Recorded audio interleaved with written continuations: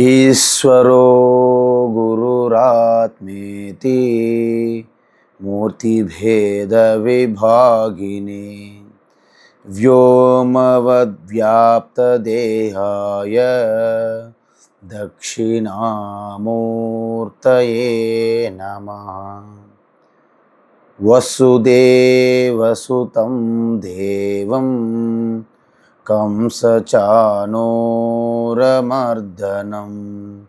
దేవకీ పరమానందం కృష్ణం వందే జగద్గురుం.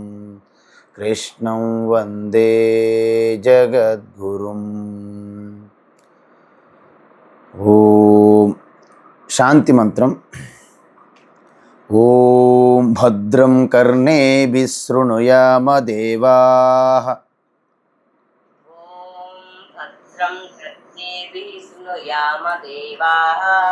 భద్రం పశ్యేమాక్షభిర్యజత్రాః. స్థిరైరంగైస్తుష్టువాగుంసస్తనూభిః.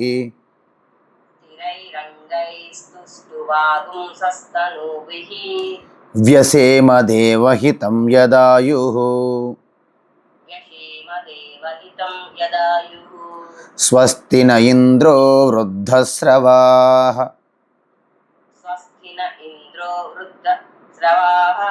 స్వస్తి నః పూషా విశ్వవేదాః.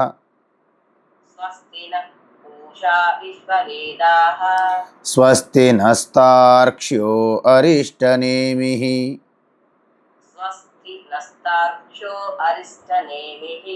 స్వస్తి నో బృహస్పతిర్దదాతు.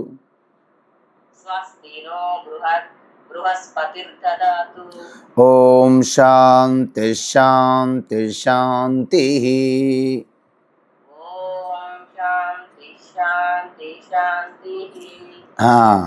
ఇది శాంతి మంత్రం. అంటే అథర్వణ వేదం సంబంధించినటువంటి శాంతి మంత్రం. ఈ ఉపనిషత్తు కైవల్య ఉపనిషత్తు కూడా అథర్వణ వేదంలోనిదే కాబట్టి ఆ అథర్వణ వేదం యొక్క శాంతి మంత్రమే కైవల్య ఉపనిషత్తు కూడా వర్తిస్తుంది.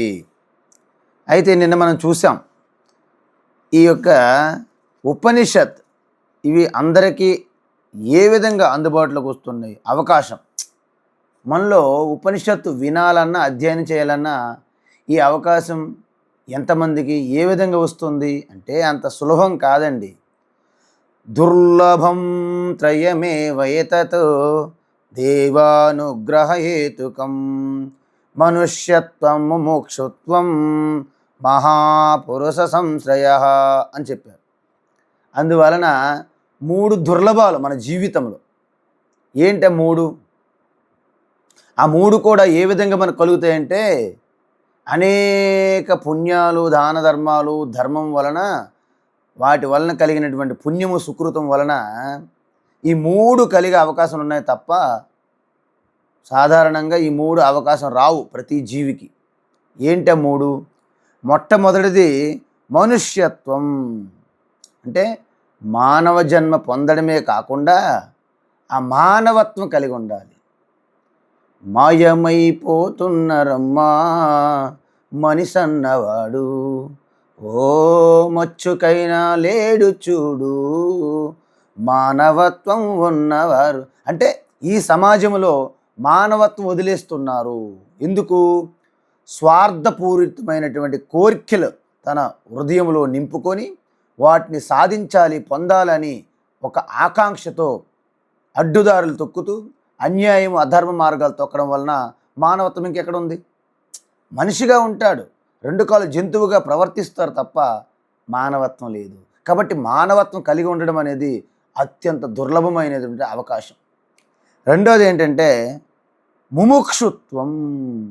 అంటే ఈ సంసారంలో ఈ కాలంలో ఉన్నటువంటి ప్రతి ఒక్కటి కూడా క్షణికము తుచ్చం, దుఃఖముతో కూడి ఉన్నటువంటి ఈ జగత్తు, దీని నుండి నాకు విడుదల కావాలి, బెయిల్ రావాలి, ముక్తి కావాలి అని ఆ మోక్షం పైన తీవ్రంగా పరితపించే అది కలగడం మనిషికి దాన్ని ముముక్షుత్వం అంటారు. అది చాలా దుర్లభం, అందరికీ అది కలగదు. అందరూ కూడా అలాగా ఈదుతూ ఈదుతూ ఈ దుఃఖసాగరంలో అలవాటు పడిపోతారు తప్ప దాని నుంచి బయటపడాలనేది అది తీవ్రమైన తపనతో కూడినటువంటి మోక్షము యందు ఆ ఆకాంక్ష కోరిక కలగదు. సరే, మోక్షం కావాలని కోరుకుంటారు.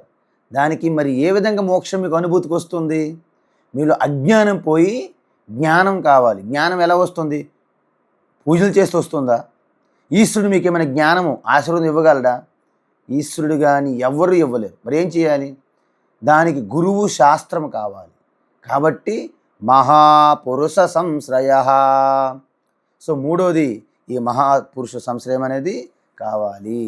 అందుకే అవధూత గీతలో దత్తాత్రేయ వారు ఏం చెప్పారంటే, మొట్టమొదటి శ్లోకం, ఈశ్వరానుగ్రహాదేవా పుంసామద్వైత వాసన మహద్భయత్ పరిత్రాణాత్ విప్రాణాముపజాయతే అన్నారు. అంటే మనకి ఎన్నో జన్మాంతరాల నుండి వస్తున్నటువంటి ఆ పుణ్యము సాధన తపస్సు వలన, ఆ ఈశ్వర అనుగ్రహం వలనే ఆత్మచింతన చేసే అవకాశం అనేది మనకు కలుగుతుంది. అదేవిధంగా ఇది ఎలా తెలుసుకోవాలి? గొప్ప జ్ఞానం. ఎందుకంటే నహి జ్ఞానేన సదృశం పవిత్రమిక విద్యతే అని గీతలో చెప్పారు భగవాన్. అంటే ఆత్మజ్ఞానానికి సంబంధించినంత వరకు దానికి తుల్యమైనటువంటి సృష్టిలో రెండోది లేదు. కాబట్టి అలాంటి గొప్ప విద్య, ఆ బ్రహ్మ విద్య ఎలా తెలుసుకోవాలి? తద్విద్య ప్రణిపాతేన పరిప్రశ్నేన సేవయా. ఈ విధంగా గురువుని ఆశ్రయించి సేవించి వాళ్ళని ప్రసన్నులు చేసుకొని తన యొక్క సంశయాల్ని పూర్తిగా అడిగి తెలుసుకోవాలి. అయితే అందరూ వెళ్ళి ఊరికి అడిగినంత మాత్రం చెప్తారా? చెప్పరు. ప్రశ్న ఉపనిషత్తు ఒకటి ఉంది. 6 ఉద్దండు పండితులు అనమాట. అంటే వారికి తెలియనటువంటి శాస్త్రాలు లేవు, వారు చేయనటువంటి కర్మకాండ యజ్ఞ యాగాలు అన్నీ ఎంత అద్భుతంగా చేస్తారంటే వాళ్ళంతా కూడా చివరికి శోకము పోవట్లేదు. సో వారు విన్నారు, పిప్పలాద మహర్షి అనే ఆశ్రమం ఉన్నది, వారైతే మీకు ఆత్మజ్ఞానం వైపు మీకు గైడెన్స్ ఇవ్వగలరు, గైడ్ చేయగలరు. అప్పుడే మీలో ఉన్న పూర్తి దుఃఖము శోకము, శోకరాహిత్యము దుఃఖరాహిత్యం జరుగుతుందంట. సరే 6 వెళ్ళారు. వెళ్ళి మహర్షి అంతే దండవత్ ప్రణామాలు చేశారు భూమి మీద పడి. మేము విన్నాం మీ గురించి, కాబట్టి మీరు మాకు బ్రహ్మ విద్య ఆత్మజ్ఞానం తెలియజేయండి అన్నారు. ఆయన వెళ్ళినట్టే చెప్పలేదండి. మనం ఏమనుకుంటామంటే మీ అందరు రండి నేను చెప్తామనుకుంటాం. అలా చెప్పలేదండి. ఓకే నేను చెప్తాను, కానీ ఇప్పుడు 1 సంవత్సరం పాటు మా ఈ ఆశ్రమంలో ఉంటూ బ్రహ్మచర్య దీక్ష పాటిస్తూ గోసేవ ఆశ్రమ సేవ చేస్తూ సంవత్సరం తర్వాత మీ ప్రశ్నలు అడగండి, అప్పుడు నాకు తెలిస్తే చెప్తాను. నేను గ్యారంటీ ఇవ్వట్లేదు, గ్యారంటీ చెప్తున్నా అనట్లేదు అతను. ఈ విధంగా అంటే దీని యొక్క గొప్పతనం ఏంటి మీకు అర్థమైంది. అందువలన వారు సంవత్సరం పాటు పిప్పలాద మహర్షి ఆశ్రమంలో ఉంటూ బ్రహ్మచర్య దీక్షలో తపోనిష్టలో సాధన చేస్తూ సేవ చేస్తూ గురు శుశ్రూష ఆశ్రమ సేవ గోసేవ ఇలాంటివన్నీ చేస్తూ సంవత్సరం తర్వాత 6 ప్రశ్నలు అడిగారు, వాటికి సమాధానాలు చెప్పారు. దాన్నే ప్రశ్న ఉపనిషత్ అంటారు. సో ఉపనిషత్ అనేది ఏంటంటే ఈ సృష్టిలో ప్రకటమైనటువంటి అత్యుత్తమ జ్ఞానం, పరమాత్మ జ్ఞానం, పరావిద్య, ఆత్మజ్ఞానం. విద్యానాం అధ్యాత్మ విద్య అని భగవద్గీతలు చెప్పారు. అంటే ఎన్ని విద్యలు ఉన్నాయో సృష్టిలో అన్నిట్లో కల్లా రాజు అంటే అందుకే దాన్ని రాజవిద్య, రాజగుహ్య యోగము, అత్యంత రహస్యమైన విద్య. ఆ విద్యనే ఉపనిషత్ అంటారు. నిన్న మనం చూసాం ఉపనిషత్ అంటే ఏమిటని. అయితే ఈ ఉపనిషత్ చెప్పే ముందు ఈ శాంతి మంత్రం ఎందుకు అంటే మన యొక్క సంఘాతం అంటారు. అంటే మన యొక్క శరీరము, ఇంద్రియాలు, మనసు, బుద్ధి ఇవన్నీ కలిపి ఒక అసెంబ్లేజ్, ఒక సంఘాతం అంటారు. గ్యారేజ్కి వెళ్తామనుకోండి, కారు వీల్స్, చక్రాలు, యొక్క స్టీరింగు, ఆ బ్రేకులు అవన్నీ ఉంటాయి కదా, మొత్తం బాడీ, ఆ గేర్లు అవన్నీ ఉంటాయి కదా. సో ఇవన్నీ కలిపి దాన్ని అసెంబ్లేజ్, సంఘాతం అంటారు. సో ఆ విధంగా మన యొక్క శరీరం కూడా ఆరోగ్యంగా ఉండాలి. ఎందుకు? ఈ శరీరం కనుక ఆరోగ్యంగా లేకపోతే ఎంతటి ఉపనిషత్తు, నేను కాదు, శ్రీకృష్ణ పరమాత్మ చెప్పిన, వ్యాసుడు చెప్పిన, శంకరాచార్య చెప్పిన, వివేకానంద చెప్పిన, ఎవరు చెప్పినప్పటికీ మీ యొక్క సంఘాతం అనేది ఆరోగ్యంగా పటిష్టంగా లేకపోతే మీ ధ్యానం అంతా మోకాలు నొప్పులని, స్టమక్ పెయిన్ అని, జలుబు దగ్గని, జ్వరమని వాటి మీద దృష్టి ఉంటుంది. కానీ ఆత్మజ్ఞానం ఎవరు వినగలుగుతారు? అందువలన ముఖ్యమైనటువంటి నియమం ఏంటంటే, ముందుగా శరీరాన్ని దృఢంగా స్థిరంగా నిశ్చలత్వంగా నిశ్చయాత్మక బుద్ధితో మనం ఉంచుకోవాలి. అందువలన ఫస్ట్ మనకేం కావాలండి? స్థిరై అంగై స్తుష్టువాగం సస్తనూభి. బ్రహ్మయోగం పొందడానికి అనేక దేవతలను ప్రార్థించాలండి. ఎందుకంటే మన శరీర ఇంద్రియములలో ప్రతి భాగం యందు ఒక అధిష్టాన దేవత ఉంటుంది. మీరు మర్చిపోకండి. దేవతలు అంటే ఎక్కడో స్వర్గలోకం ఎక్కడో పైనో కింద ఎక్కడో ఉన్నది, అక్కడే దేవతలు ఉన్నారు, మమ్మల్ని రక్షిస్తున్నారు అనుకోకండి. యావత్ సృష్టి అంతా కూడా అధిష్టాన దేవతతో అలుముకొని ఉన్నది. ఎలా అంటే భూమి, నీరు, అగ్ని, వాయు, ఆకాశం, నక్షత్ర, గ్రహాలు ఎలా అయితే బయట ఉన్నాయో అవే శక్తులు మనలో కూడా ఉన్నాయి. సూక్ష్మంగా అధిష్టాన దేవతలు అంటారు. మీకు ఉదాహరణకు ఒకటి చెప్తాను, దాన్ని బట్టి మీరు గమనించాలి.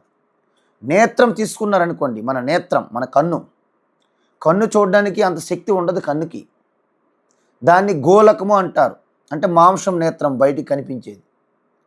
దాని వెనుక ఇంద్రియం ఉంటుంది. ఇంద్రియం పనిచేయడానికి కావాల్సినటువంటి చైతన్య శక్తి అనుగ్రహం కావాలి, ప్రతిబింబ చైతన్యం, దాన్ని అధిష్టాన దేవత అంటారు. మళ్ళీ అధిష్టాన దేవత వెనుక ఒక అంతర్యామి అని బింబ చైతన్యం అంటారు, ఒరిజినల్ చైతన్య స్వరూపం. అది అన్నిటికీ సమానం అన్నమాట. దీన్ని బట్టి చెవులు తీసుకోండి, ముక్కు తీసుకోండి, నాలుగు తీసుకోండి, మనసు, బుద్ధి ఏది తీసుకున్నా అధిష్టాన దేవతలు. ఇప్పుడు అధిష్టాన దేవతలు ఎక్కడెక్కడ ఉన్నారు స్వామీజీ అంటే, మీ మనస్సు చంద్రమా,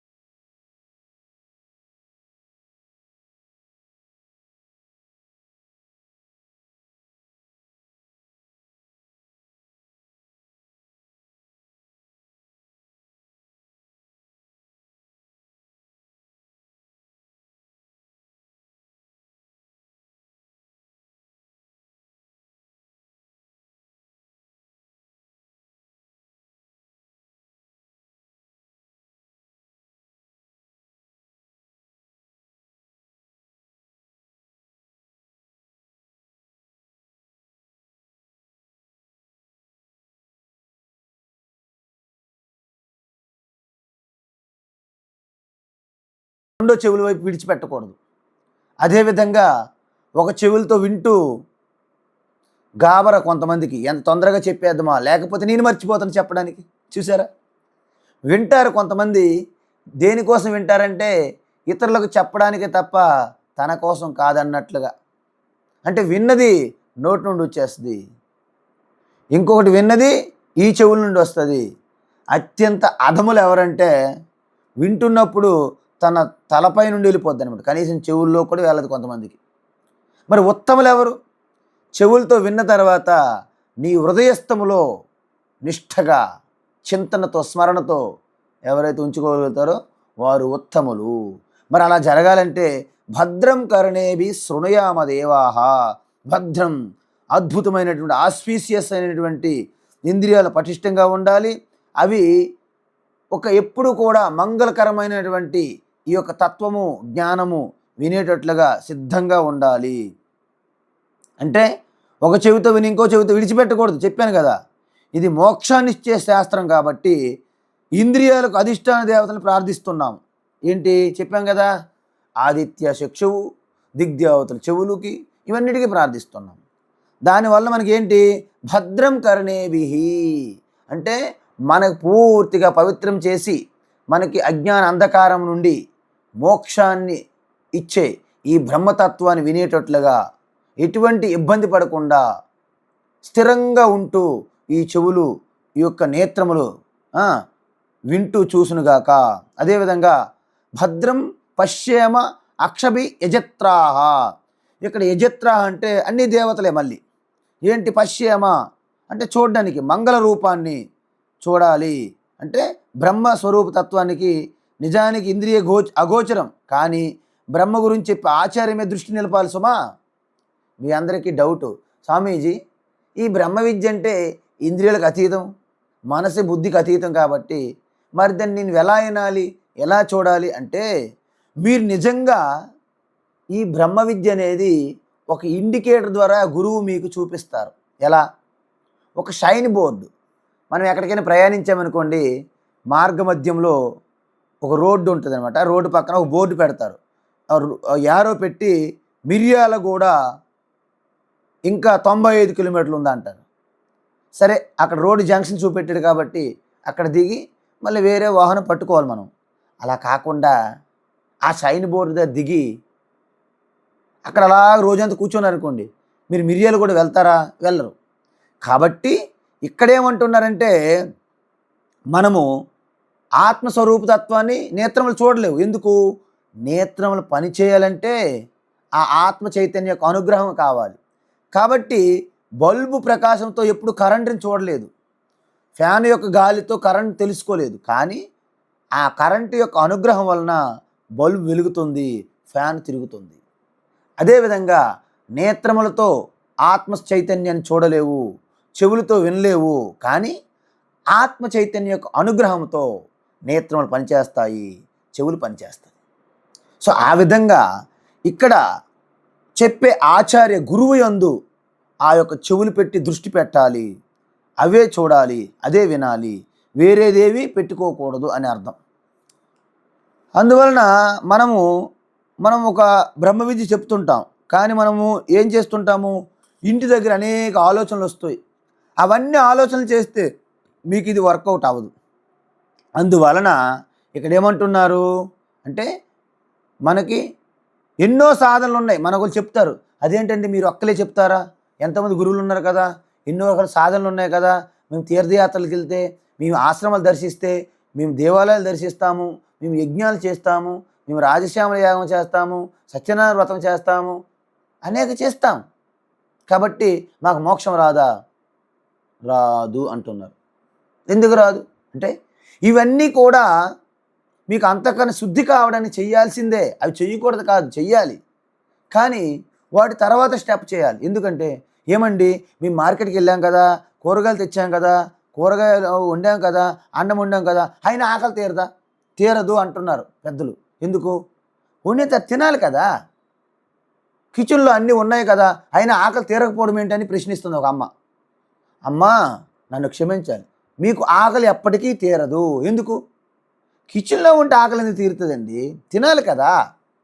అందువలన మీరు చేసిన కర్మ వలన మీకు బ్రహ్మ విద్య, ఆత్మస్వరూపతత్వం మీకు అనుభూతికి రాదు. మరి ఏంటి ఉపయోగం స్వామీజీ? కర్మ వలన మీకు అంతఃకరణ శుద్ధి జరగాలి. మరి ఏంటి లాభం స్వామి వంట వలన? వంటని వండితే ఆహారం రెడీ అవ్వాలి కదా. మరి తినడం ఎలాంటిదో జ్ఞానం అలాంటిది. అందుకే శంకరాచార్య ఏమన్నారంటే, పాకస్య వన్యవజ్ఞానం వినా మోక్షో న సిద్ధ్యతి అన్నారు. అంటే అన్ని కూరగాయలు తీసి వాటి పుచ్చిపోయినవి, పనికి మాలినవి, చెత్తవి అన్నీ తీసేసి కడిగి బాగా పెట్టి అన్ని రకాల వస్తువులు వేసి స్టవ్ మీద పెట్టాడు ఒక అతను. పెట్టి మధ్యాహ్నం అయిపోతుంది, ఏమీ అవ్వలేదట కూర. ఏమైందంటే దానికి అగ్ని ముట్టించడం మర్చిపోయాడట ఆయన. అలాగా మీరు అన్నీ సిద్ధం చేసుకుంటున్నారు, అన్ని తపస్సులు, ప్రతి ఏకాదశి, శివరాత్రి, జన్మాష్టమి అన్నీ చేస్తున్నారు, కానీ సత్సంగం అన్నా ఆత్మస్వరూపతత్వం తెలుసుకోవాలన్నా చాలా ఇబ్బంది. జ్ఞానం మాకు వద్దండి, ఆ మాట చెప్పకండి. ఏదైనా వ్రతం గురించి చెప్తారా, ఏదైనా మంత్రం గురించి చెప్తారా చెప్పండి. ఈ వేదాంతము, ఉపనిషత్తులు, భగవద్గీత ఇవంటి మాకు వద్దండి అంటే అర్థం ఏంటి? ఈ జన్మలో వాళ్ళకి ఇలాంటి అవకాశం లేదు, ఇంకెన్నో జన్మలు పొందాలని అర్థం.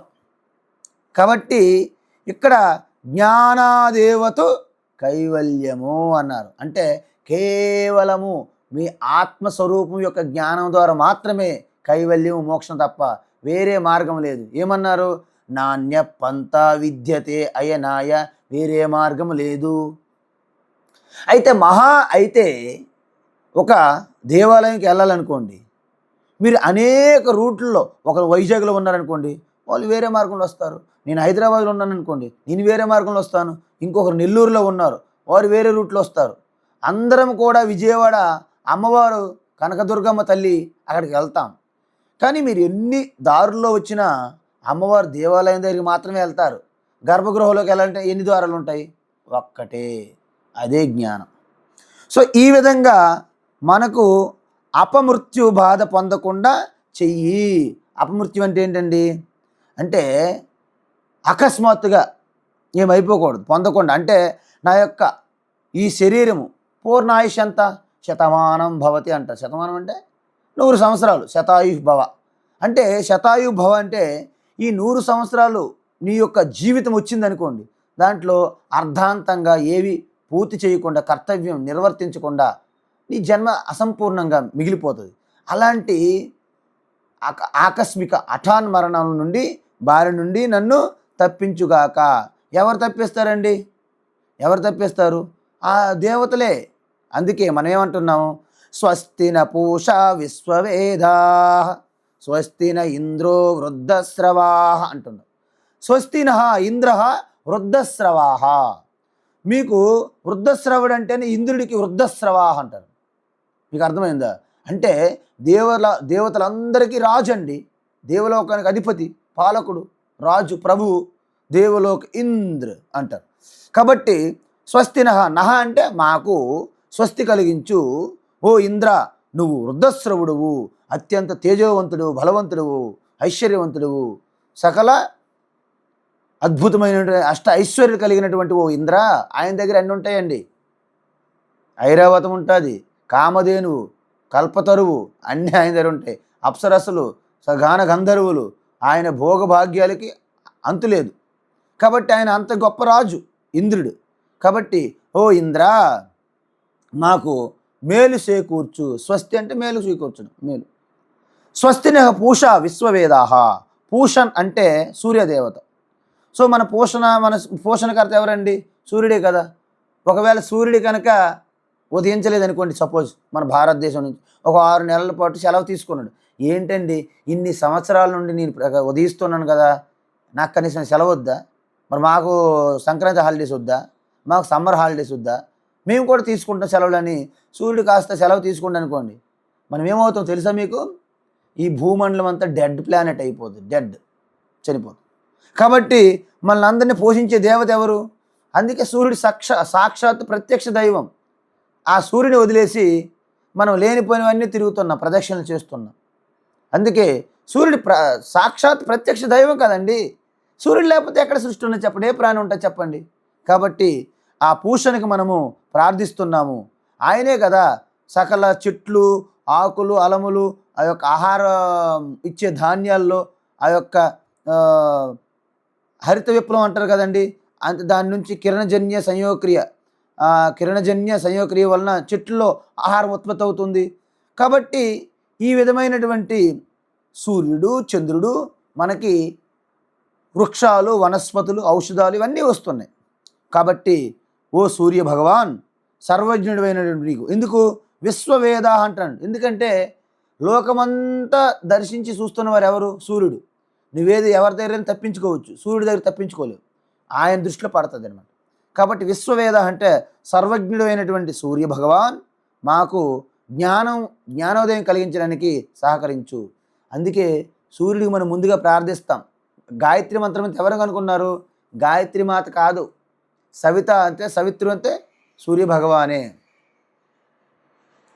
పురాకల్పేతు నారీణాం మౌంజబంధనమిష్యతే వే అధ్యయనం చ వేదానాం సవిత్రవచనం తథా అంటారు. అంటే అర్థం ఏంటి? ప్రాచీన కాలంలో స్త్రీలు కూడా ఈ యొక్క యజ్ఞోపవీతము ఈ యొక్క నెక్లెస్ లాగా ధరించి గురుకులాలకు వెళ్ళి వేదాలు అధ్యయనం చేసి గాయత్రి మంత్రం కూడా నిత్యం ఉపాసన చేసేవారు ప్రాచీన కాలంలో ఆడవాళ్ళు. ఇప్పుడు గాయత్రి మంత్రం ఆడవాళ్ళు చదవచ్చండి, వేదాలు చదవచ్చా అండి, ఇవి అడుగుతున్నారు. అంటే వీళ్ళ బుద్ధిలో కొన్ని వందల సంవత్సరాల నుంచి ఎవరో ఈ యొక్క తప్పుడు సమాచారం నింపేశారనమాట. ఆడవాళ్ళు వేదాలు చదవకూడదు, ఆడవాళ్ళు భగవద్గీత చదవకూడదు, ఆడవాళ్ళు ఓంకారం చదవకూడదు. మరి ఎవరు చదవాలి? ఆడవాళ్ళు చదవకపోతే ఈ భూమండలం మీద సగభాగం ఆడవాళ్ళు ఉన్నారు, 50% మంది. మరి వాళ్ళు చదవకపోతే సగం చీకటి ఆల్రెడీ. ఈ సగం 50 మంది ఉన్నారంటే ఇందులో ఈ విలాసాలు, భోగాలకి, రోగాలకి అన్నిటికీ బారిన పడతారు. ఈ వృద్ధాప్యంలోను, ఈ బాల్యంలోను. అంటే మరి జ్ఞానం ఎవరికి ఉండదన్నమాట ఈ సృష్టిలో. చాలా తప్పు అది. శృతిమాత, వేదమాత, గీతామాత, గంగామాత అన్నీ ఎవరి అంతా. కాబట్టి ఆడవాళ్ళు చదవద్దని ఎవడు ప్రవేశపెట్టాడో తప్ప అని స్వార్థం కోసం ఎవడో పెడితే అది సంప్రదాయంగా ఆచార వ్యవహారంగా తీసుకొచ్చారు.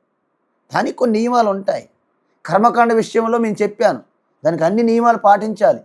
కానీ బ్రహ్మ విద్య, ఉపనిషత్తు, గీత జ్ఞానంలో ఎవరిని కూడా అడ్డుకోవడం వీల్లేదు. ఈ భూమి మీద ఉన్నటువంటి ప్రతి దేశ పౌరుడు కూడా దీనికి అర్హుడే. మతాలు స్విచ్ పెట్టకండి. మతాలు అనేవి రాజకీయ పార్టీలతో సమానమే. మతాలకి రాజకీయ పార్టీలకి ఏం తేడా లేదు. అందుకే మతాలు దాటి మనం వెళ్ళాలి సనాతన ధర్మంకి. మతం అంటే రాజకీయ పార్టీలే. మాకు జనం ఎక్కువ కావాలి, దానికోసమే కదా పోట్లాట్లు. రాజకీయ పార్టీలు ఉంటాయి, మతాల్లో కూడా ఉన్నాయి. సో మతాలంటే రాజకీయ పార్టీలే మన దృష్టిలో. కాబట్టి బ్రహ్మ విద్య అనేది ఈ మతాలకు అతీతం. ఆత్మజ్ఞానం. ఈ సృష్టి అంతా నీ స్వరూపంగా దర్శించాలి. ప్రతి అణువణువు మీరే ఆత్మస్వరూపంగా ఉన్నారు. అదే శివుని యొక్క మొత్తం సర్వవ్యాపి స్వరూపం, అంతర్యామి స్వరూపం. శివుని ఆజ్ఞ లేనిది చీమైనా కుట్టదంటే అర్థం ఏంటి? మీరు ఆత్మస్వరూపంగా ఉన్నప్పుడే మీరు శివునిగా తెలుసుకోవడం, శివోహం అంటే. సో ఈ విధంగా చెప్పొచ్చు. అదేవిధంగా స్వస్తినః బృహస్పతి దదాతు. మీరు ఒకటి గమనించాలి. ఇక్కడ బృహస్పతి అంటే దేవతల గురువు అండి. అందువలన మన బుద్ధికి కూడా గురువు. అందుకే గాయత్రి మంత్రం ఏం చెప్తాము? తత్సవితుర్వరేణ్యం భర్గో దేవస్య ధీమహి ధియో యో న ప్రచోదయాత్ అంటారు. అంటే మా బుద్ధిని ప్రచోదనం చెయ్యి, ఈ లోకంలో ఉన్న ప్రతి ఒక్క బుద్ధిని కూడా ప్రచోదనం చెయ్యి. అంటే మనిషికి అన్నిటికంటే మాస్టరు, అన్నిటికంటే గొప్ప స్వామి. శరీరం కంటే గొప్పవాళ్ళు ఇంద్రియాలు, ఇంద్రియాల కంటే గొప్పది మనస్సు, మనస్సు కంటే యజమాని బుద్ధి కనుక ప్రచోదనం అయితే, వివేకం కలిగితే ఈ భూమండలం మీద ఎటువంటి హింస ఉండదు, ఎటువంటి దురాఘాతాలు ఉండవు, ఎటువంటి హత్యలు ఉండవు, ఎటువంటి మానభంగాలు ఉండవు, ఎటువంటి హింస ఉండదు.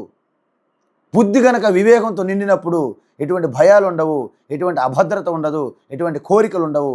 అందరూ కూడా ఆనందమైన, సంతోషమైనటువంటి శాంతమైన జీవితంలో నందనవనములాగా, తపోవనములాగా జీవిస్తారు. అంటే మన బుద్ధి లోపం. అందుకే సద్బుద్ధి ప్రాప్తిరస్తు అని మహాత్ములు స్వస్తి వాచనం చెప్తారు. మంగళవాచనం, మంగళకరం కాలగాలని. సో ఈ విధంగా ఇప్పుడు మనం ఏం చేశాము? మన శరీరం నుండి అపమృత్యు బాధ పొందకుండా చెయ్యాలి. అదేవిధంగా ముందేంటి? ఈ యొక్క కార్యకారణ అంటే ఈ శరీరం యొక్క యోగ్యత గురించి మనం ప్రార్థించాము. స్థిరై అంగై సుష్టువాగం సస్తనూభి భద్రం కరణేం శృణుయామ దేవ. అదేవిధంగా భద్రం పశ్యేమ మాక్ష బిర్య జత్రాహ చెప్పాం. ఇప్పుడేం చెప్తున్నాము? అపమృత్యు బాధ కలగకుండా ఉండాలి. ఎలా కలగకుండా ఉంటుంది అంటే ఇంద్రునికి, ఆ పోషణకి మనం ప్రార్థించాం. ఎందుకు? ఇంద్రుడు, సూర్యభగవాను మనకు అపమృత్యువు కలగకుండా కాపాడుతారు. ఇప్పుడు మనకి అడ్డంకులు తొలగాలి స్వామి. అడ్డంకులు స్వామి, నేను ఏది ప్రారంభించాలనుకుంటే అది ఏంటో ఏదో ఒక అడ్డంకి, ఆటంకం వచ్చి ఆగిపోతున్నాయి స్వామి. మరి ఎలా? అందువలన మీరు ఏదైనా ప్రారంభించే ముందు మీరు ఒక ప్రార్థన చెయ్యాలి. అడ్డంకాలు, ఆటంకాలు, విఘ్నాలు కలగకుండా. అందుకే ప్రతి సనాతన ధర్మములో ప్రతి పూజ, ప్రతి యజ్ఞము, ప్రతి యాగము చేసేటప్పుడు విఘ్నేశ్వరుని మనము ప్రార్థిస్తాం. ఎందుకు? ఆ ఆ విఘ్నాలని పూర్తిగా హరించి మనకి ఒక రాజమార్గం, రాజబాట చూపెట్టే ఆ దేవాది దేవుడు విఘ్నేశ్వరుడు కాబట్టి విఘ్నేశ్వరుడు కూడా ప్రార్థిస్తూ, ఇక్కడ ఉపనిషత్తులు ఏది ప్రార్థిస్తున్నారంటే స్వస్తినః తార్క్ష్యః అరిష్టనేమిః అంటారు. అంటే తార్క్ష్య అంటే గరుత్మంతుడు, గరుడ భగవాన్. ఆయనకి అరిష్టనేమిః అంటారండి. ఎందుకు అరిష్టనేమి అంటారు? ఆయన స్పీడ్ ఎవరు ఆపలేరండి.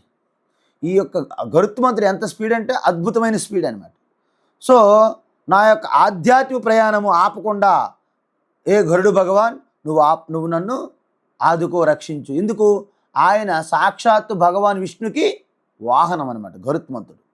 కాబట్టి ఆయన ఆటంకాలు కలగకుండా మీ బ్రహ్మ విద్య అనే మార్గం, ప్రయాణం సుగమంగా, శాంతంగా, సంతోషంగా, ఎటువంటి ఇబ్బంది లేకుండా వెళ్ళాలంటే ఆ గరుత్మంతుని మనము ప్రార్థించాలి. ఒక చిన్న ఉదాహరణ. ఒకసారి తిత్తిరి అనే పక్షులు ఉంటాయి, చిన్న పక్షులు. అవి సముద్ర తీరంలోనే గుడ్లు పెడతాయి అన్నమాట. అయితే సముద్రుడికి ఒకసారి కోపం వచ్చి, ఎప్పుడు తీరంలోనే గుడ్లు పెడతావేంటి, నీ సంగతి చూస్తానని సముద్రుడు వచ్చి ఆ గుడ్లన్నీ తీసుకుపోయాడు లోపలికి. ఆ తిత్తిరి పెట్టలకి చాలా కోపం వచ్చింది. వెంటనే, ఏ సముద్రుడా, నా గుడ్లు నువ్వు లోపల తీసుకుంటావా, నీ సంగతి చూస్తానని వెంటనే ఆ తిత్తిరి పెట్టలన్నీ బయలుదేరి ఒక్కొక్క గడ్డి పరక నోట్లో ఉంచుకొని ఆ సముద్రం నీరు తీసి మొత్తం నేను బయటికి వేస్తాను, నీ సముద్ర నీరంతా ఇంకించేటట్లు చేస్తాము అని ఒక గడ్డికరతో ఆ సముద్ర నీటిలో ముంచుతూ బయటకు వచ్చి ఆ నీరు ఎలా సిమ్ముతున్నాయి. అయితే అప్పుడే నారద మహర్షి ఆ మార్గంలో వెళ్తూ చూశాడు. వీళ్ళ ప్రయత్నం చూసి ఆయనకి జాలి కలిగింది. అమ్మో, తిత్తిరి పెట్టలు అంటే చాలా చిన్నవండి, అంత పిచ్చుకులు లాంటివి అర్థం. ఇవెప్పుడు సముద్ర నీటిని హరిస్తాయి, సముద్రుడికి ఎప్పుడు గర్వభంగనం అవుతుంది, వీళ్ళకి ఎప్పుడు న్యాయం జరుగుతుంది అని ఏం చేస్తున్నారు, మా గుడ్లని ఈ సముద్రుడు అన్యాయంగా అపహరించాడు దేవర్షి అని చెప్పారట. అయితే అయితే మీరేం చేస్తారు, ఈ సముద్రం నీటిని పూర్తిగా ఇంకేటట్లు చేస్తాము, అప్పటి వరకు మేము ఆగము అంటారు. వెంటనే నారద మహర్షి నవ్వుకుంటూ, సరే ప్రయత్నించండి అని వెళ్ళిపోతారు, తథాస్తు అని. వెంటనే గరుడు భగవాన్ దగ్గరికి వెళ్ళాడు. స్వామి, మీ యొక్క జాతి పక్షులు చూడండి అంత ఇబ్బంది పడి అంత ప్రయత్నిస్తుంటే మీరు పట్టించుకోరేమి అంటారు. వెంటనే గరుత్మంతుడు వచ్చి ఒక్క ఉదురుని దిగాడు సముద్రుడి దగ్గర. సముద్రుడు గడగడ వణికిపోతూ, స్వామి ప్రభు మీరెందుకు ఇక్కడికి వచ్చారన్నారు. నా వాళ్ళు వీళ్ళంతా, వాళ్ళ గుడ్లని నువ్వు అపహరించావు, వాళ్ళకి ఇచ్చేసే అంటాడు.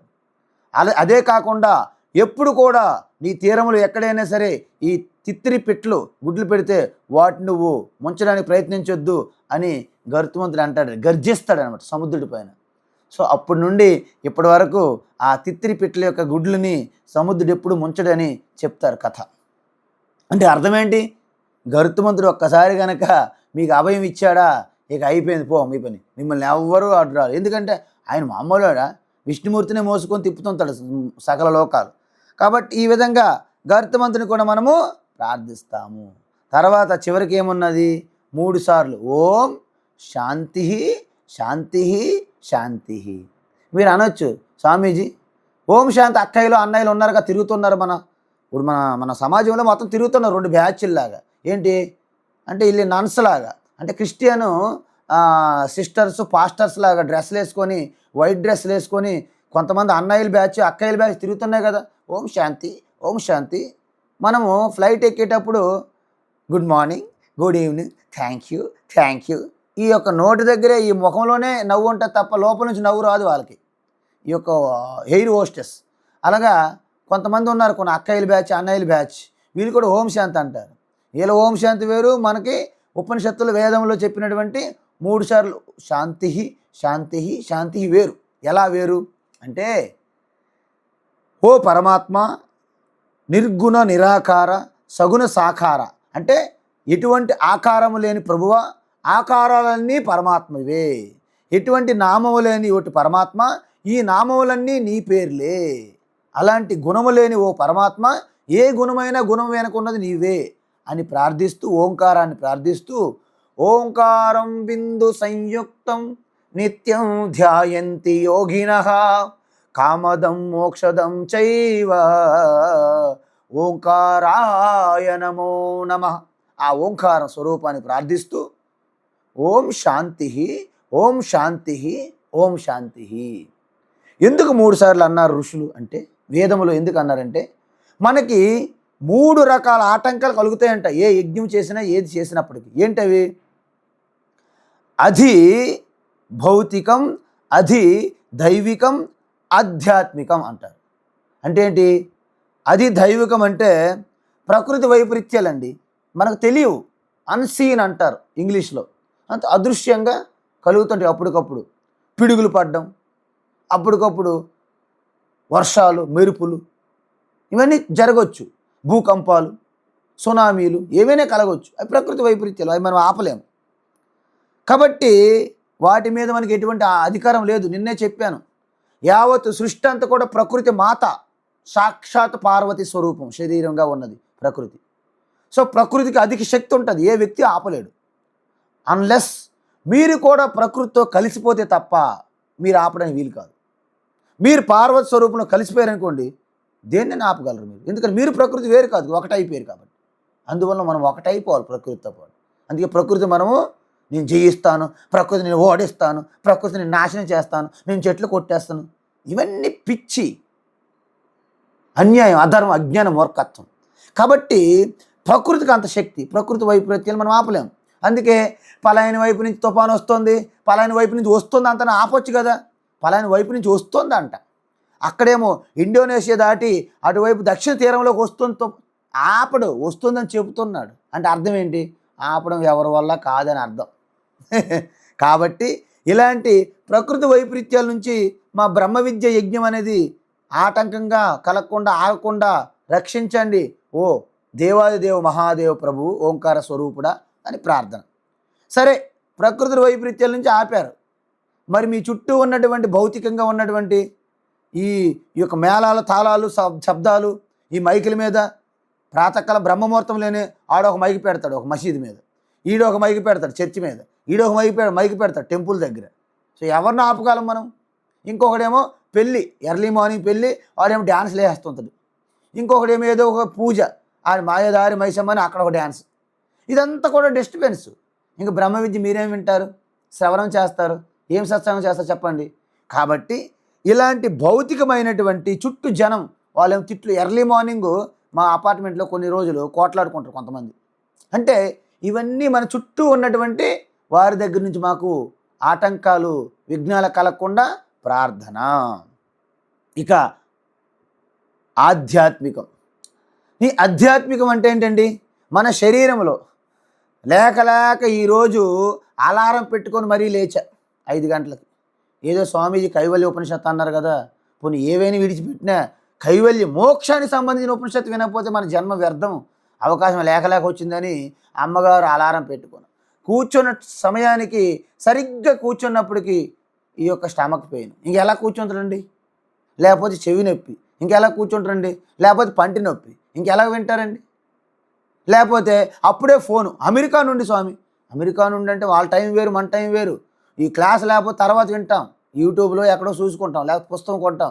అమెరికా కాల్ మిస్ అయిపోతే కష్టం. మళ్ళీ అమెరికా మళ్ళీ చంద్రమండలం మీదకో ఎక్కడికో పోతుంది అమెరికా, మళ్ళీ ఆ కాల్తో మాట్లాడాలి. అందువలన ఇవన్నీ పక్కన పెట్టి అమెరికా కాల్ యూట్యూబ్ చేస్తారు మన వాళ్ళు. సో రకరకాల ప్రాబ్లమ్స్. పిల్లలు, చంటి పిల్లలు ఉంటారు, వాళ్ళు ఏడుస్తారు. పిల్లల దగ్గర నిన్న కుదరదండి. చిన్నపిల్లలకి మళ్ళీ తయారు చేయాలి, ఎర్లీ మార్నింగ్ వాళ్ళు కాన్వెంట్లు పంపించాలి. ముసలి వాళ్ళు ఉన్నారు, వాళ్ళకి ఏమైనా వండి పెట్టి అందించాలి. మా సార్ ఉన్నారు, ఆయన ఉద్యోగం బయలుదేరాలి, చాలా దూరం, ఎర్లీ మార్నింగ్ 6కి బయలుదేరాలి ఆయన. రకరకాలు ఉంటాయి. ఇవన్నీ కూడా మనకి ఆధ్యాత్మికంగా ప్రాబ్లము, మీ శరీరంలో ఉండే అనేక ప్రాబ్లమ్స్. సో ఈ 3 కూడా మీకు బయటికి పడాలి, బయటపడేయాలి ఆ 3 ఆటంకాల నుండి. అందుకే స్వామి చిన్మయానంద్ అంటారు 3 శాంతులు అన్నారు కదా. ఇప్పుడు ప్రకృతి వైపరీత్యాలు అంటే భగవాన్ ఎక్కడో ఉన్నాడు అంటే మనం ఏం చేయాలి? గట్టిగా అరవాలి, శాంతి అనాలి. అంటే అప్పుడే కదా ఎక్కడో తెలియని వాళ్ళు తెలుస్తుంది. తర్వాత మన చుట్టూ ఉన్నది ప్రకృతి, ఐ మీన్ భౌతికంగా. సో ఓం శాంతి శాంతి శాంతి. చూసారా 3 అంటే ఎక్కడో తెలియనటువంటి ఆ అధిష్టాన దేవతల కోసము గట్టిగా శాంతి, తర్వాత మన చుట్టూ ఉన్న వాళ్ళకి శాంతి, తర్వాత మన లోపల గట్టిగా ఎందుకు, సో శాంతి అని చెప్పారు ఒక సరదాగా. సో ఇప్పుడు మనము ఉపనిషత్తులోకి వెళ్తున్నాం. ఇప్పుడు శాంతి మంత్రం అయింది కదా, మనము అన్నీ సిద్ధం చేసుకున్నాం ఇప్పుడు అస్త్రశస్త్రాలు. ఎందుకంటే యుద్ధానికి వెళ్ళేటప్పుడు ప్రతి అస్త్రశస్త్రం కూడాను బయటికి తీస్తారు.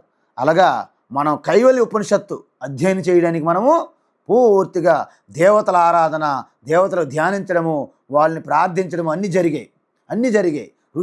ఋషులు గురు శిష్య పరంపరకి సకల దేవతలకి మనం ప్రార్థించాము. మనకి ఎటువంటి ఆటంకాలు జరగకుండా నిర్విఘ్నంగా ఓం శ్రీ గణేశాయ నమః. ఓకే, సర్వ విఘ్నోప ఉపశాంతయే. గణేష్ దేవతకి, మహాదేవతకి, మహాగణపతికి కూడా ప్రార్థిస్తూ కైవల్య ఉపనిషత్తులకు ఇప్పుడు ప్రవేశిస్తున్నాము. అతాస్వలాయనో భగవంతం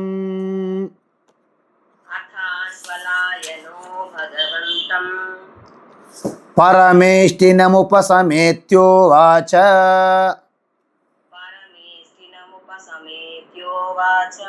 అధీహి భగవన్ బ్రహ్మ విద్యాం వరిష్టాం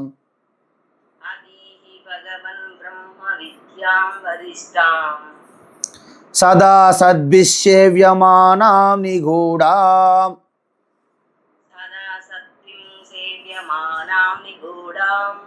యయా చిరా సర్వ పాపం వ్యపోహ్య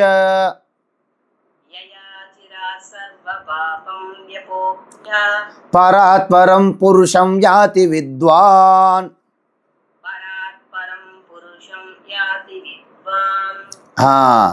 ఇప్పుడు కైవల్య ఉపనిషత్తు అంటే మీకు ఉపనిషత్తులు అనేవి అనేక రకాలుగా బోధించడం జరిగింది. అంటే ఏమిటి, పద్ధతులు అన్నమాట, సంప్రదాయ పద్ధతులు.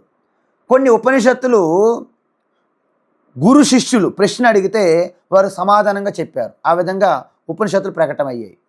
అదేవిధంగా కొన్నిసార్లు తండ్రి కొడుకులు మధ్య సంవాద రూపంలో కూడా ప్రకటమయ్యింది.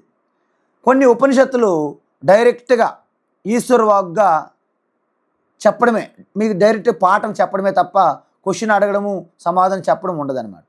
సో ఈ విధంగా ఉపనిషత్తులు అనేక రకాలుగా ఉంటాయి. మరి ఇక్కడ గురు శిష్య సంప్రదాయంగానే ఉంది. ఎలా, అశ్వలాయన అని అథ అన్నారు ఫస్ట్. అథ అంటే ఎప్పుడండి, ఆఫ్టర్ అంటే తర్వాత దేని తర్వాత, ఎప్పుడైతే బ్రహ్మ విద్య తెలుసుకోవడానికి యోగ్యత, మీకు 4 క్వాలిఫికేషన్ చెప్పాను. క్వాలిఫికేషన్స్ ఏంటవి, యమ నియమ అంటే 10 కమాండ్స్ అంటారు. అంటే అహింస సత్యం బ్రహ్మచర్యం, అస్థేయం అపరిగ్రహం, అదేవిధంగా శౌచం సంతోషం, తపస్వాధ్యాయ, ఈశ్వర ప్రణిధానం, ఈ 10. అదేవిధంగా శంకరాచార్య ఏం చెప్పారు, ఈ 10ంటిని కలిపి 9గా విభజించారు ఆయన. ఏంటి ఆ 9, వివేకం, వైరాగ్యం, ఇంద్రియ నిగ్రహం, మనోనిగ్రహం, సర్వ ఇంద్రియముల నుంచి ఉపశమనం, సహనం, తితీక్ష, శ్రద్ధ, సమాధానం. సో ఇవన్నీ 6 ప్లస్ వివేకం 7, వైరాగ్యం 8. తర్వాత 9వది ఇంపార్టెంట్, ఏంటది, ముముక్షుత్వం. నాకు మోక్షం కావాలని నీటిలో ఉన్నటువంటి వ్యక్తికి ఊపిరాడకుండా ఆ శ్వాస కోసం ఎలాగైతే తప్పిస్తారో అదేవిధంగా నాకు మోక్షం తప్ప ఈ సృష్టిలో ఇంకా వేరేది ఏమీ వద్దు అని తృణప్రాయంగా ఎవరైతే త్యజించి తప్పిస్తారో దాన్ని ముముక్షుత్వం అంటారు. సో ఇవి ఉండాలి కదండి. అందువలన ఇలాంటిది కోసము గురు శిష్యులు ఉంటాయి, ప్రశ్న అడుగుతారు, సమాధానం చెప్పాలి. సో ఇవన్నీ కూడా పూర్తిగా పొంది ఉన్నటువంటి అశ్వలాయన ఋషి మహర్షి ఆయన ఎవరి దగ్గరికి వెళ్ళాడు, బ్రహ్మదేవుడి దగ్గరికి వెళ్ళాడు. మీకు ముందే చెప్పాను, బ్రహ్మదేవుడు అంటే ఆయన కూడా జీవుడే, అంటే మనలాంటి జీవుడు కాదు, ఈ సృష్టినంతా సృష్టి చేసే జీవుడు అని అర్థం. ఎందుకు, ఆయన వెనక శుద్ధ చైతన్య పరమాత్మ ఉన్నది కాబట్టి ఆ బ్రహ్మదేవుడు ఒక మొట్టమొదటి ఆది గురువు అనమాట. అందుకే అశ్వలాయన ఆయన దగ్గరికి వెళ్ళి ఏమని అడుగుతున్నాడు? భగవంతం అంటే ఆ యొక్క భగవాన్ బ్రహ్మాజీ అంటారు. అందుకే బ్రహ్మాజీ వేరు, శుద్ధ బ్రహ్మ వేరు. బ్రహ్మాజీ అంటే చతుర్ముఖ బ్రహ్మ అనమాట ఇక్కడ అర్థం. సపోజ్ ఆయన దగ్గరికి వెళ్ళి మొత్తం దండవత ప్రణామాలు చేసి ఆయన్ని సమీపించి ఈ విధంగా మాట్లాడుతున్నాడు. ఏ విధంగా మాట్లాడుతున్నాడు అంటే, అదీహి భగవన్, ఏ భగవన్, హే బ్రహ్మదేవ, నాకు బ్రహ్మ విద్యం అదీహి, నాకు బ్రహ్మ విద్య బోధించు. ఎందుకు? వరిష్టాం, ఇది అన్నిటికంటే సూపర్లేటివ్ డిగ్రీ, ఇంకెంతకంటే గొప్పది ఏమీ లేదు ఎక్కడ. కాబట్టి ముండకోపనిషత్తు ఏం చెప్పిందంటే, గురువు ఎలా ఉండాలి? శ్రోత్రియం బ్రహ్మనిష్టం, వారు చెప్పే తత్వం ఎలా ఉండాలి? ఉత్కృష్టమైనది, ఇంక దానికంటే ఇంక మిగిలి ఉండదు. అంటే ఏది తెలుసుకుంటే ఇంకేది తెలుసుకోనికి ఇంక మిగిలి ఉండదు, ఏది తెలుసుకుంటే సర్వం తెలుసుకున్నట్టు అవుతుందో దానినే బ్రహ్మ విద్య అంటారు. అందుకే మనకి ఉపనిషత్తులు ఏం చెప్పింది? శ్రోత్రియం బ్రహ్మనిష్టం పరీక్షలోకాన్ కర్మచితాన్ బ్రాహ్మణ. ఇక్కడ బ్రాహ్మణుడు అంటే మన బ్రాహ్మణ కులం కాదండి, సాధకుడికే బ్రాహ్మణుడు అంటారు. ఇక్కడ ఎవరో బ్రాహ్మణుడు? పరీక్షలోకాన్, ఈ యొక్క జగత్తంతా పరిశీలించి శాశ్వతమైనటువంటి సనాతనమైనటువంటి ఆ మోక్ష పదం పొందడానికి కర్మల వలన సాధ్యం కాదు అని తెలుసుకున్నవాడు, అన్ని సాధనలు చేసి యోగ్యత పొందినవాడు, అటువంటి సాధకుడు బ్రాహ్మణుడు. మీరందరూ బ్రాహ్మణులే. ఆ విధంగా మీరు సాధన చేసి ఉన్నట్లయితే వాళ్ళు తద్విజ్ఞానార్థం ఏంటి? మోక్ష పదాన్ని తెలియజేసే విద్య కోసం సహా గురుం అభిగచ్చేత్, గురువు దగ్గరికి వెళ్ళి సమీపించి సమిత్పానిహి, తన యొక్క చేతులు జోడించి సాష్టాంగ దండ ప్రమాణాలు చేసి, ఎలాంటి గురువుకి? శ్రోత్రియం బ్రహ్మనిష్టం గురువు అన్నారు. నేను నిన్న చెప్పాను శ్రోత్రియం అంటే సకల శాస్త్రాలన్నిటి యొక్క సారం తెలిసి ఉండాలి. అబ్బే నాకు అది తెలియదండి, అబ్బే నాకు ఇది తెలియదని అనకూడదు.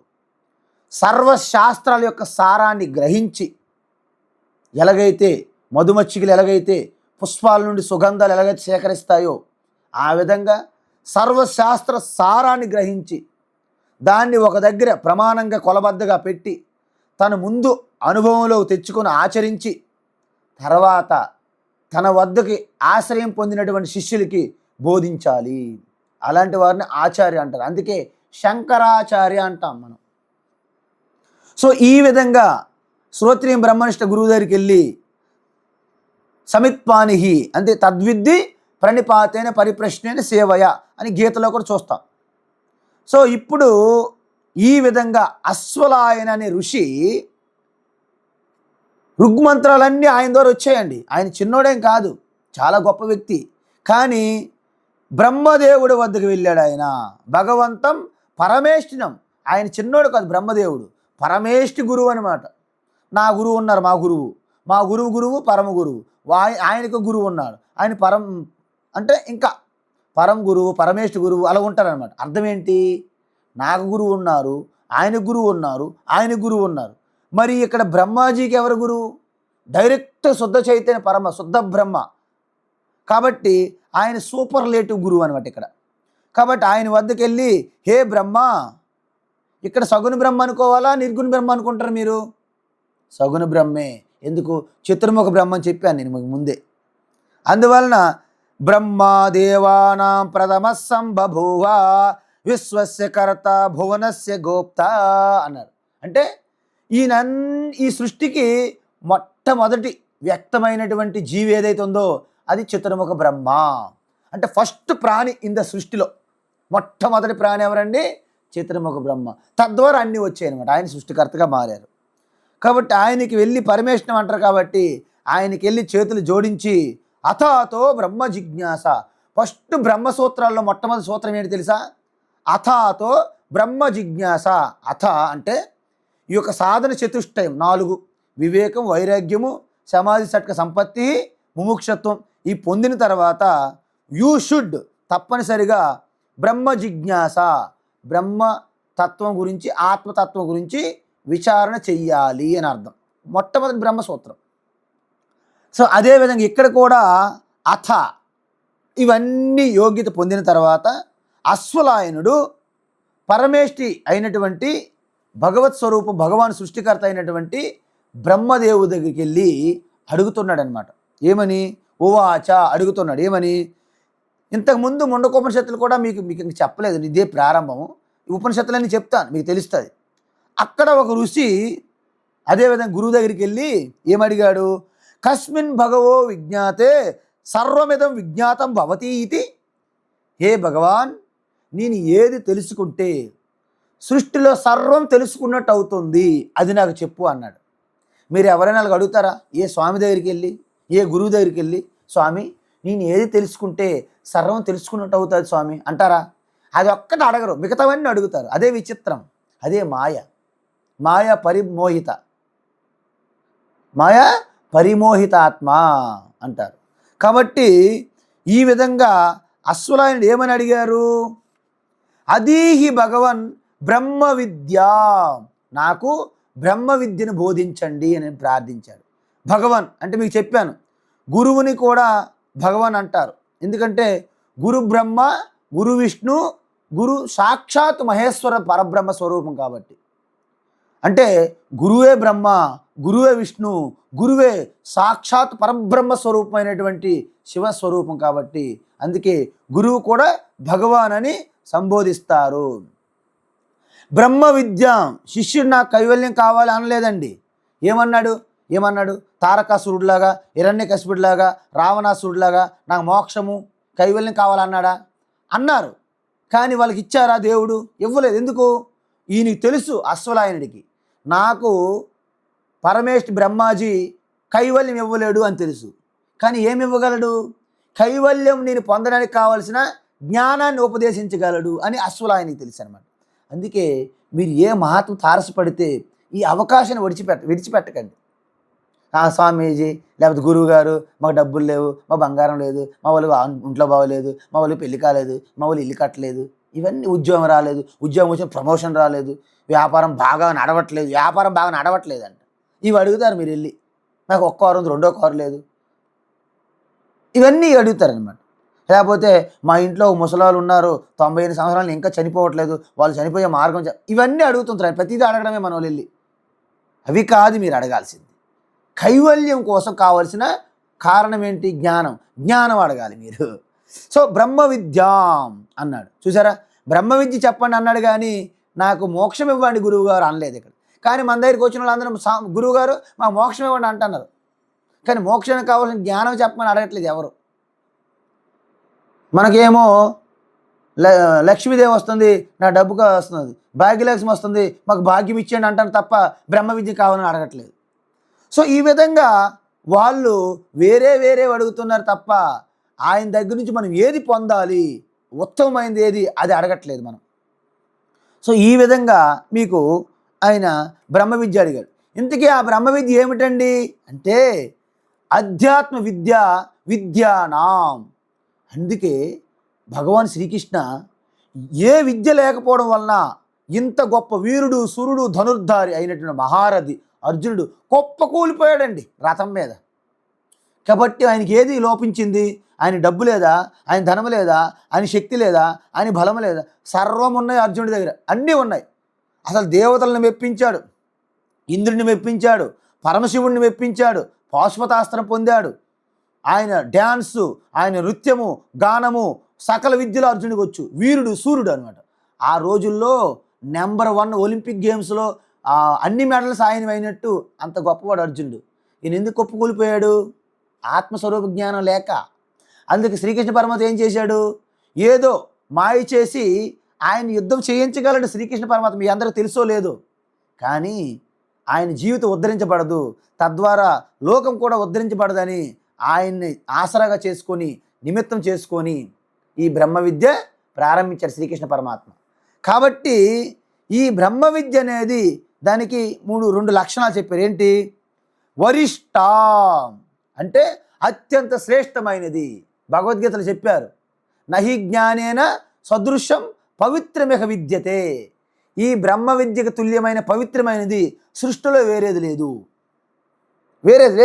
అంటే కొంతమంది రాజులు ఈ భూమండలం అంతా వాళ్ళకి దారాదత్తం చేసినా అది తృణప్రాయంగా విడిచిపెట్టి వైరాగ్యంతో హిమాలయాలు గంగా తీరానికి వెళ్ళి గురువులను ఆశ్రయించారు.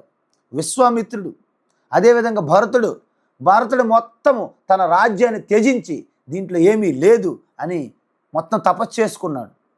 కానీ ఆయనకి ఒక జింక పిల్ల తారసపడింది. అంటే ఒక పులి ఒక జింకకు వేటాడుతూ గర్భిణిగా ఉన్నటువంటి ఆ జింక తల్లి చనిపోయి ఆ జింక పిల్ల ఆ నీటిలో కొట్టుకోవడం చూశాడు భరతుడు. ఆ నదీ తీరంలో ఉన్నాడు అటుపక్క. వెంటనే జింక పిల్లని కాపాడాడు, జింక పిల్లని పోషించాడు. అది చాలా సుందరంగా ఎంతో ప్రేమగా ముద్దుగా పెంచుకుంటున్నాడు. ఇక ఆయనకి తపస్సు ఇవన్నీ శ్రవణము మననము నిధిధ్యాసనము జపము ఇవన్నీ మర్చిపోయి జింకో జింక జింక జింక జింక జింక జింకో జింక ఈ ధ్యానం మొదలెట్టాడు. అప్పుడేమయ్యింది? వెంటనే శరీరం పడిపోయిన తర్వాత జింకగా పుట్టాడు. డీర్ అంటారు ఇంగ్లీష్లో. మై డియర్ డీరెస్ట్ డీరుగా పుట్టాడు మళ్ళీ జింకగా. అప్పుడేమైంది? అబ్బో, మొత్తం సమస్త సామ్రాజ్యం త్యాగం చేసి తపస్సు కోసం వచ్చినటువంటి ఒక భరతుడు ఒక జింక మాయలో పడిపోయాడు. చూసారా మాయ అంటే ఎంత? అందుకే మాయ అంత సులభం కాదండి. స్వామీజీ నేను మాయం చేయించేశా. ప్రతి బ్రహ్మచారి వచ్చి అంటాడు, స్వామీజీ మీ మాయం చేయించాం కదా, నేను ఆత్మతత్వం కదా, నాకు అంత ఆత్మతత్వం అనిపిస్తుంది కదా అని అంటారు. నీకింక మాయ. నారద మహర్షి, వాల్మీకి, విశ్వామిత్రుడు, దూర్వాసుడు ఇలాంటి ఋషుల పేర్లు ఎందుకు చెప్తాం మనము? అంత గొప్పవారే మాయకి వశులైపోయారు అని నువ్వెంత నీ బ్రతుకెంత అని అనడానికి. కాబట్టి ఇది అత్యంత గొప్పది. ఎందుకు? సద్భిహి సేవ్యమానాం. ప్రతి ఒక్కరు కూడా, అంటే ప్రతి గొప్పవారు, మహాత్ములు, యోగులు, ఋషులు, మహాత్ములు, సాధ్వులు, పతివ్రతలు, గొప్పవారు, పెద్దవారు అందరూ కూడా దీన్ని పొందాల్సిందే. ఎందుకు? మీకు మన చిన్నపిల్లలుగా ఉన్నాం.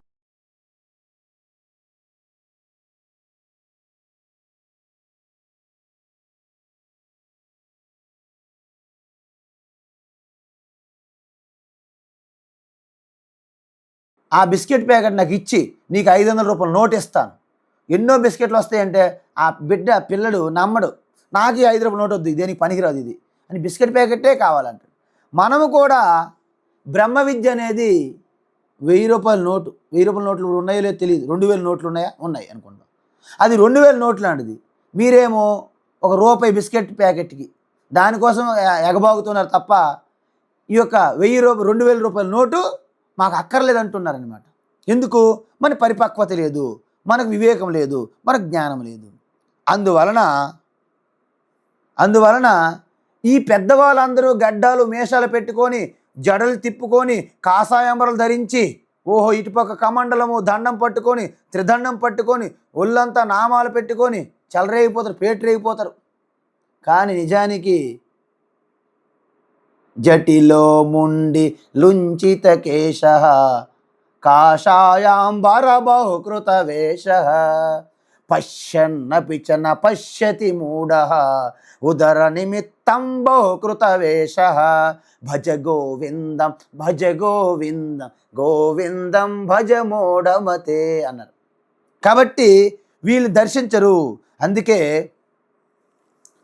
మౌనం వ్యాఖ్యా ప్రకటిత పరబ్రహ్మతత్వం యువానం వర్షిష్టాంతేవ సదృశి గణైః ఆవృతం బ్రహ్మనిష్టైః ఆచార్యేంద్రం కరకలిత చిన్ముద్రమానందరూపం స్వాత్మారామం ముదిత వదనం దక్షిణామూర్తిమీడే వటవిటప సమీపే భూమి భాగే నిషన్నం సకల ముని జనానాం జ్ఞానదాతారమారాత్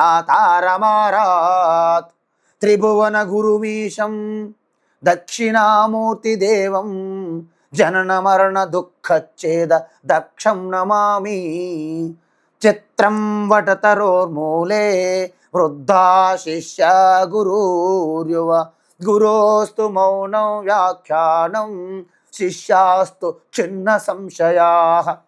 ఆ యువకుడైనటువంటి నూతన ఉత్సాహం యవ్వనంతో ఉన్నటువంటి ప్రకాశిస్తున్న ఆత్మజ్యోతితో ఆత్మారాముడితో నిరంతరం అనుసంధానమైనటువంటి ఆ దక్షిణామూర్తి స్వరూపం దగ్గరికి గడ్డాలు మీషాలు జటలు కట్టుకొని వృద్ధాప్యంలో ఉన్నటువంటి శిష్యులందరూ కూడా చుట్టుముట్టారు. సంశయాలు డౌట్లు తీర్చుకోవడానికి వారి సమక్షంలో ఆ యొక్క చిన్ముద్ర ఆ యొక్క ముద్ర చూసి ఆ యొక్క బ్రహ్మనిష్ఠలో ఉన్నటువంటి దక్షిణామూర్తిని చూసిన వెంటనే వాళ్ళ సంశయాలన్నీ, వాళ్ళ డౌట్లు, వాళ్ళ సందేహాలన్నీ నివృత్తి అయిపోయినాయి.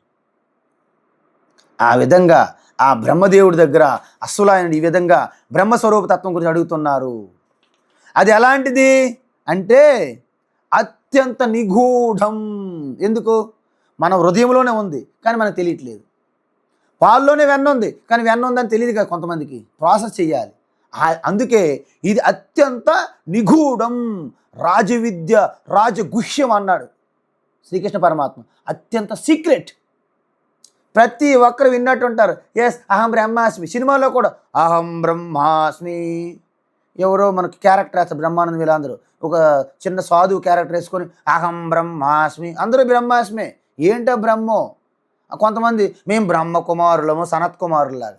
వాళ్ళు బ్రహ్మకుమారులు కాదు, బ్రహ్మకుమారులు. కాబట్టి అత్యంత నిగూఢం, అత్యంత రహస్యంగా అది దాచబడ్డది. దాన్ని మనం తెలుసుకోలేకపోతున్నాము. కాబట్టి ఈ విధంగా బ్రహ్మ విద్య యొక్క గొప్పతనం కూడా మరికొంత రేపు చూసి ముందుకెళ్దాం. అద్భుతంగా ఉంటుంది. ఇది కైవల్య ఉపనిషత్తు.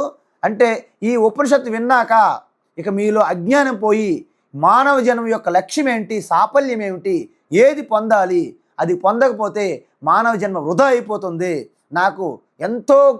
నేను ఎంతో పుణ్యం చేసుకుంటే మానవ జన్మ వచ్చింది కదా, దీన్ని వృధా చేయను, దీన్ని సద్వినియోగం చేసుకుంటాను అనే ఒక లక్ష్యం ప్రతిజ్ఞతో రేపటి నుంచి ఈ కైవల్య ఉపనిషత్తు అనేది మీరు నేను కలిసి అధ్యయనం చేయాలి. అధ్యాపనం చేస్తున్నాము. హరి ఓం తత్సత్. సర్వం శ్రీకృష్ణార్పణమస్తు.